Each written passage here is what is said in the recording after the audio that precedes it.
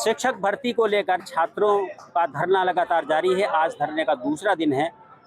आयोग की तरफ से कुछ प्रतिनिधि बात करने के लिए छात्रों से आए थे। क्या बातचीत हुई है, बात करते हैं।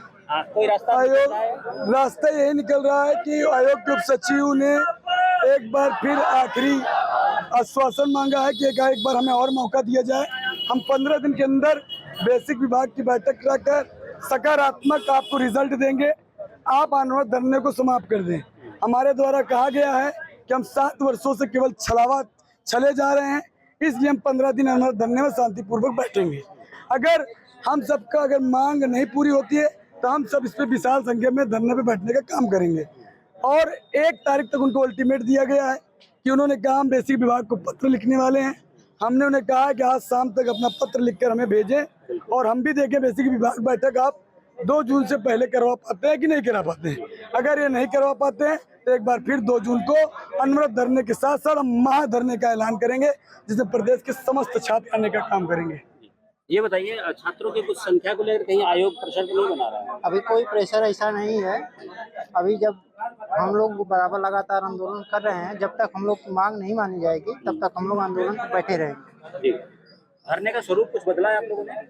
धरने का स्वरूप बदलने का कोई प्रश्न नहीं है। बस ये है कि अनवरत धरना ये चलेगा जब तक वैकेंसी नहीं आएगी। नारा हमारा यही है कि भर्ती लेने आए हैं, भर्ती लेकर ही जाएंगे। तो जब तक प्राइमरी शिक्षक भर्ती नहीं जारी हो जाती है, चूंकि पिछले 7-8 सालों से लगातार 12 लाख से ज़्यादा छात्र इस बीच में डीएलएड पास करके आ गए हैं। अगर हम प्रत्येक वर्ष 1.5 लाख भी मांगते हैं तो इतनी संख्या में बेरोजगार छात्र कहाँ जाएंगे, क्योंकि उन्हें आपने विशेष इसी कोर्स में प्रशिक्षित किया है तो इसी वैकेंसी के लिए बने हुए हैं। वो कहीं और भी नहीं देख सकते, क्योंकि 2 साल इसमें दिए हुए हैं तो उनकी सारी तैयारी डीएलएड स्तर की जो है शिक्षक भर्ती के लिए, तो उनके पास भविष्य में और कोई ऑप्शन भी नहीं दिखता कि उनके पास रोजगार के कोई अन्य साधन हो सकते हैं। तो ये मजबूरी है, जीवन और मरण का प्रश्न है, परिवारों के पालन पोषण का प्रश्न है कि उनका खर्चा कैसे चलेगा। क्योंकि कोई लोन लिया, बच्चा आया हुआ 3 लाख उसके पिताजी लोन लेके उसको डीएलएड कराए हुए हैं। ठीक है, प्राइवेट कॉलेजों में आप जान ही रहे हैं फीस का क्या इस स्तर चल रहा है। तो एक सपना देखा था कि हम अगर एक पीढ़ी में एक बच्चा भी नौकरी पा जाएगा तो उसकी पीढ़ियां सुधर जाएंगी, आने वाली जो नस्लें हैं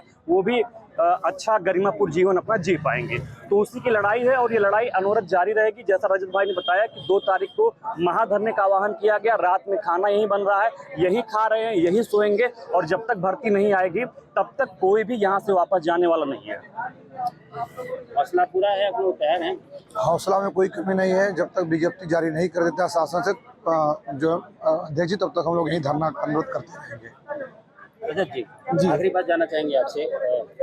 संख्या को बनाए रखना एक बहुत बड़ी बात होती है छात्र आंदोलन में, उसके लिए कैसे प्रयास कर रहे हैं? क्योंकि संख्या जी बेशक आप देख रहे होंगे, ये जिस जगह ये धरना पे हम सब बैठे हैं, यहाँ टूटी फूटी पथरीली सड़क है।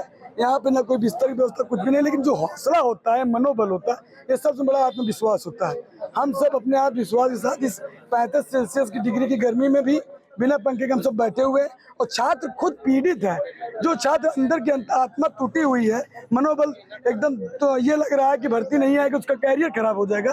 उससे बढ़कर के गर्मी कुछ नहीं है, इसलिए वो इस आत्मविश्वास साथ बैठा है कि 15 दिन के अंदर आयोग पॉजिटिव दिशा में काम करेगा। हम 15 दिन यहाँ पर अनवरत रात दिन धरने पे बैठने पे काम करेंगे। 2 तारीख के लिए क्या आपने अल्टीमेटम?